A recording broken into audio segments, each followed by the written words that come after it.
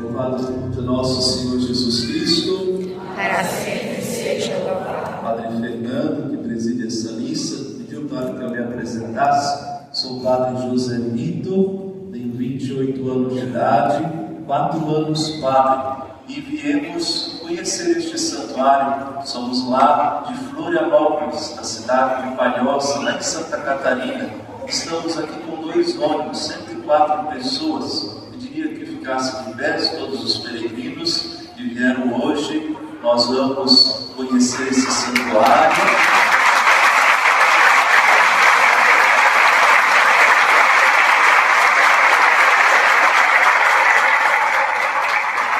E daqui nós vamos seguir então para Aparecida. E por que nós decidimos passar aqui no santuário de Nossa Senhora Desatadora dos Nossos? Primeiro para conhecer, e porque lá também, lá na nossa paróquia São Francisco, Palhoça, Marinhu, lá nós temos também uma novena Desatadora dos Nós, que acontece todas as quintas-feiras. Todas as quintas-feiras, às 20 horas, em torno de 1000 pessoas se reúnem lá para nós rezarmos sempre. E muitas são as graças, muitos são os testemunhos que nós temos de muitas graças alcançadas por intercessão de Nossa Senhora Desatadora dos Nós. Dentre os peregrinos que estão conosco, muitos vieram também para agradecer a Nossa Senhora pelas inúmeras graças que essa novena poderosa tem derramado na vida de todos. Desde já, obrigado pela acolhida, ao padre, a toda a equipe aqui do santuário, pelo café, pelo almoço que virá. Muito obrigado desde já. Somos muito felizes de estarmos aqui neste domingo, dia do Senhor. Amém. Vamos aplaudir mais uma vez.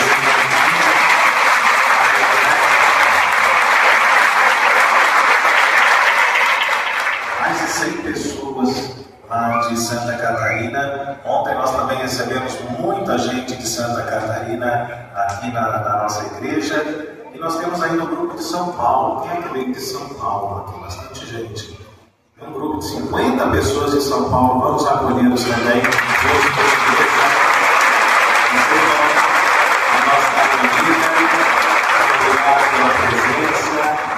Povo de Deus que está aqui, povo de Deus que está do lado de fora da igreja, participando conosco lá do pátio. Mais uma vez não foi possível acolher todos dentro, porque nós estamos em lotação máxima, graças a Deus por isso também. Uma acolhida ao povo que reza conosco pela internet, povo do YouTube, povo do Instagram, povo do Facebook. Que Deus abençoe todos vocês, sejam todos bem-vindos.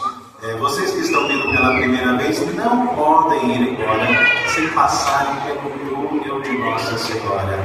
Eu peço imagens da nossa equipe técnica do túnel de Nossa Senhora. É só olhar para o telão, você vai entrar pela porta do lado esquerdo, de cabeça reclinada. O túnel é de pequena estatura, você vai ter que inclinar um pouco a sua cabeça. Por quê? Nossa Senhora está na parte de cima, inclinando a sua cabeça, rezando uma Ave Maria. Você se colocará diante da proteção e da intercessão de Nossa Senhora Desatadora dos Nós, para uma experiência profunda de entrega de toda a sua vida, de todos os seus nós, para a Virgem Maria, nossa Mãe. Viu? Quem não passou pelo túnel ao final da missa, faça este gesto, esta experiência de fé. Meus queridos irmãos e irmãs, nós já estamos passando pelo 22º domingo do tempo comum, e a liturgia de hoje nos chama a uma experiência viva e concreta da humildade, da mansidão e também da acolhida. Nós ouvimos na segunda leitura da carta aos Hebreus que tanto o céu quanto o inferno não são realidades palpáveis para a nossa vida. Como eu posso chegar ao céu?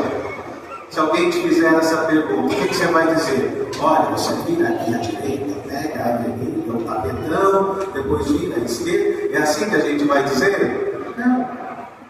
Porque o céu, tanto quanto o inferno não são realidades palpáveis, lugares, queridos irmãos e irmãs.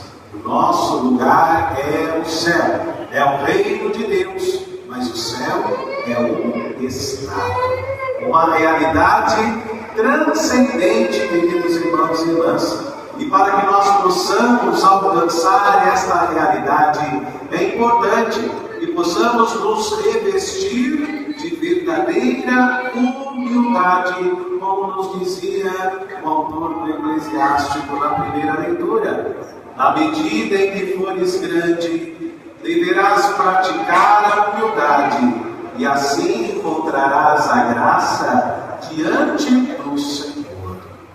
Ontem, na celebração da missa, eu fiz esta pergunta, pouquíssima gente respondeu. O que é humildade? O que é ser humilde? Nós podemos alcançar esta resposta, queridos irmãos e irmãs, olhando para o próprio Cristo Jesus. Ele nos ensina com atitudes o que é levar uma vida de humildade. Jesus é o nosso modelo de mansidão, modelo de humildade a ser seguido, queridos irmãos e irmãs. Lá em Mateus, no capítulo 11, ele disse: aprendei de mim, que sou manso e humilde de coração. Ele mesmo nos fala, quando nós olhamos para o mistério da encarnação do Verbo de Deus, nos colocamos diante deste grande sinal da humildade de Deus para todos nós. Deus que se fez homem, o Logos, o Verbo se fez carne e habitou no meio de nós. Deus que desce, queridos irmãos e irmãs, e se coloca diante da nossa condição humana, não apenas homem, não apenas o Cristo histórico, mas como nos fala a teologia, verdadeiramente Deus, verdadeiramente homem. Esta é a união hipostática, a identidade de Cristo. Ele é Deus, mas se fez homem para a nossa salvação. Vestiu-se da nossa natureza humana, vestiu-se de humildade, queridos irmãos e irmãs, e desceu até nós. E toda a vida de Jesus foi uma vida de humildade.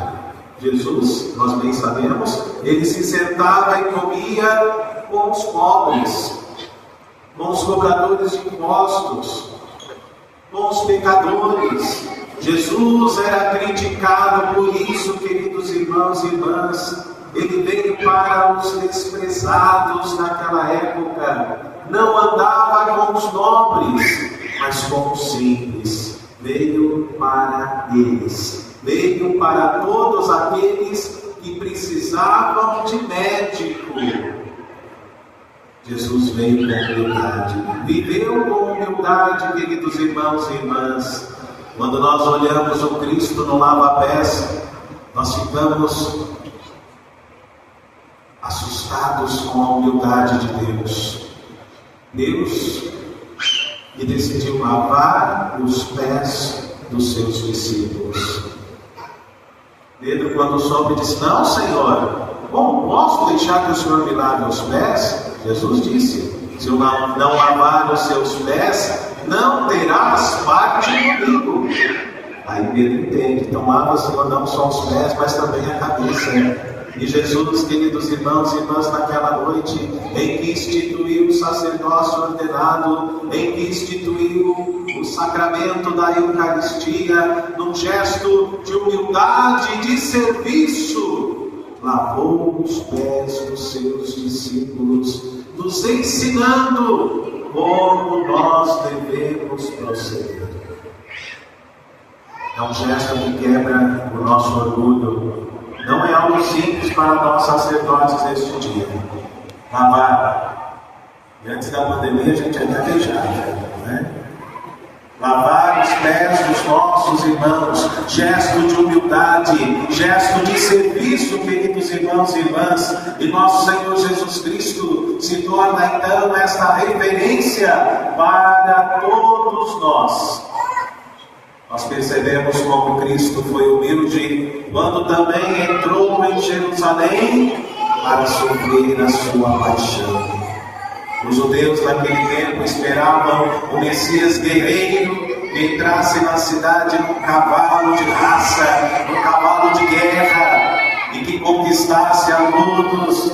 Mas Jesus, queridos irmãos e irmãs, cheio de mansidão e de humildade, entrou em Jerusalém montado num jumentinho, num jegue, filho de jumenta, e se cumpriu a profecia desta forma: homem de humildade, entrou em Jerusalém montado num jumentinho, não um cavalo grande de guerra, de raça, mas entrou cheio de humildade, queridos irmãos e irmãs.